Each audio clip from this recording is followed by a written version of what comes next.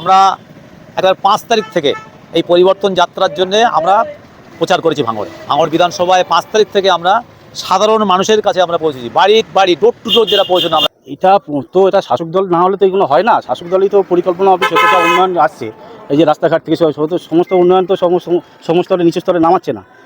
এবং ভাঙড় বিশেষ করে কিরম অবস্থা দাঁড়িয়ে আছে বিগত পঞ্চায়েত ভোট থেকে আমরা দেখছি।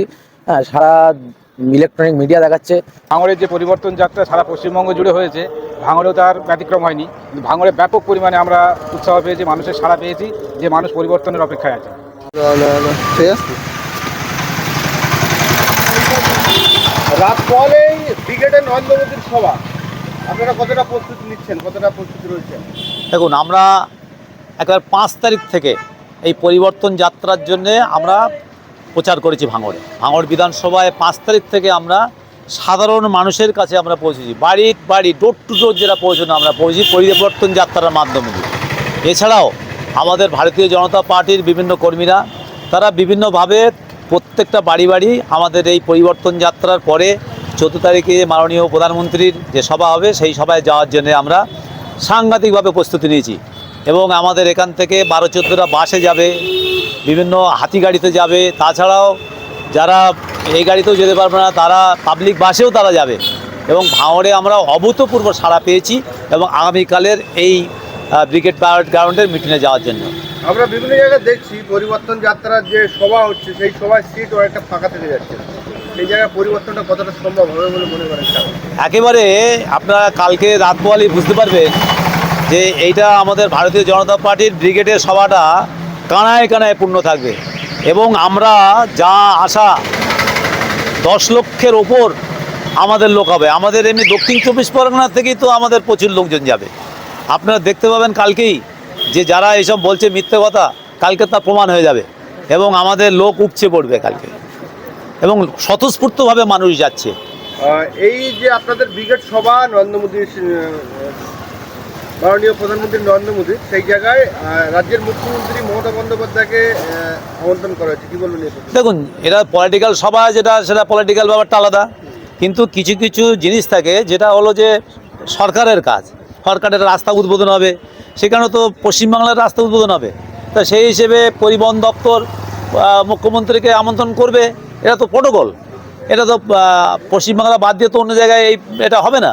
সেই জন্যে এটা অবশ্যই তাকে আমন্ত্রণ করা উচিত। এবং কেন্দ্র সরকার আমরা রাজনীতির মধ্যে আনি না, আমরা উন্নয়নের ক্ষেত্রে আপনি দেখেছেন ভারতীয় জনতা পার্টি ক্ষমতায় এসেছে সারা ভারতবর্ষে, কোনোদিন সবার বিকাশের কথা বলছে, সবকা সাথ সবকা বিকাশ। আমাদের প্রধানমন্ত্রী মাননীয় নরেন্দ্র মোদীজি বলেনি যে শুধু বিজেপি পার্টির উন্নয়ন করতে হবে, বলছে সবার সাথে, হিন্দু মুসলিম খ্রিস্টান জৈন সবার উন্নয়নের কথা বলছে।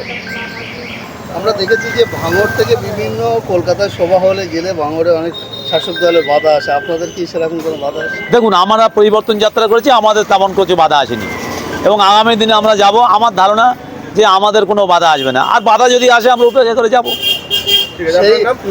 সেই নরেন্দ্র মোদীর বার্তা নিয়ে কি কাল থেকে আপনারা ঝাঁপিয়ে পড়বেন? একদম 26-এর বিধানসভা আমাদের ডবল ইঞ্জিনের সরকার হবেই এবং 26-এর বিধানসভা তৃণমূলের শেষ। এই বিধানসভায় তৃণমূল আর জিততে পারবে না। আমরা কালকের প্রধানমন্ত্রী মাননীয় প্রধানমন্ত্রী যে দিশা দেবে সেই দিশা নিয়ে আমরা সব জায়গায় আমরা ঝাঁপিয়ে পড়ব। কী নাম আপনার? আমার নাম অবনী মণ্ডল, যাদবপুর সাংগঠনিক জেলার সহসভাপতি। 26-এর বিধানসভায় কতটা প্রস্তুত ভাঙড়ে বিজেপি? আমরা অনেকটাই প্রস্তুত, আমাদের সাংগঠনিক দিক থেকে আমরা যথেষ্ট চেষ্টা করছি। এবং ভাঙড় বিশেষ করে কিরম অবস্থা দাঁড়িয়ে আছে বিগত পঞ্চায়েত ভোট থেকে আমরা দেখছি।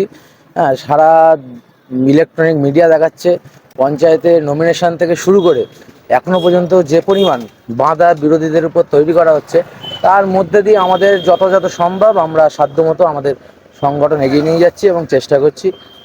কালকে মোদীর সভায় কত মানুষ যাবে আপনাদের?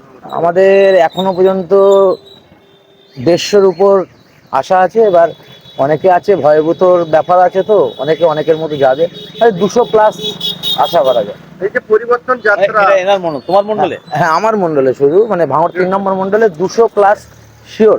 আপনার মণ্ডল থেকে 200।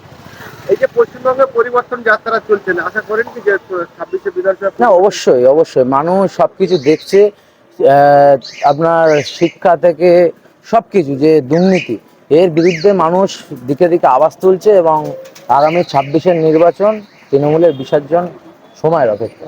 ভাঙড় বিধানসভা প্রায় 70% সংখ্যালঘু মুসলিম সম্প্রদায়ের বিধানসভা, সেই জায়গায় আপনারা জেতার বিষয়ে কতটা আত্মবিশ্বাস? দেখুন, খেলায় তো হার জিত আছেই, তা বলে কি আর ঘরে বসে থাকবো? আমাদের সাধ্যমতো আমরা চেষ্টা করছি, মানুষ সবই বোঝে, সবই জানছে এবং সবকা সাথ সবকা বিকাশের যে নীতি সেটাও মানুষের কাছে আমরা ছড়িয়ে দিচ্ছি প্রধানমন্ত্রীজি। এইবার মানুষ যেটা রায় দেবে সেটা মাথা পেতে নেবো। আমরা তো আর তৃণমূল কংগ্রেসের মতো জোরজবস্তি পছন্দ করি না, সেটা আমাদের ভারতীয় জনতা পার্টি সেই নীতি আদর্শে বিশ্বাসীও না। মানুষের রায় আমরা মাথা পেতে নেবো। ভালো বলেছে। নাম বলুন। আমার নাম মলয় চ্যাটার্জি, ভারতীয় জনতা পার্টি ভাঙড় 3 নম্বর মণ্ডলের সভাপতি। আজকে আপনারা দেখলাম কাশীপুর থানাও গেলেন, আর এই পোলেরহাট থানাও তো এসেছেন, বিষয়টা দেখুন, আমরা গণতন্ত্রেরও বিশ্বাস করি, ভারতীয় জনতা পার্টি গণতন্ত্রেরও বিশ্বাস করে। আমরা প্রশাসনকে মান্যতা দেই এবং আমরা এখান থেকে, আপনি একটু আগে আমাদের মণ্ডলের সভাপতিকে জেনেছেন, আমাদের ভাঙড় থেকে আমরা 2000 লোকের টার্গেট নিয়েছি। এই 2000 লোক আমাদের ভাঙড় থেকে যাবে বিভিন্ন থানার থেকে। ভাঙড়ে যে 5টা থানা মূলত আমাদের এই বিধানসভার মধ্যে পড়ে, এই 5টা থেকে আমাদের 2000 লোকের টার্গেট।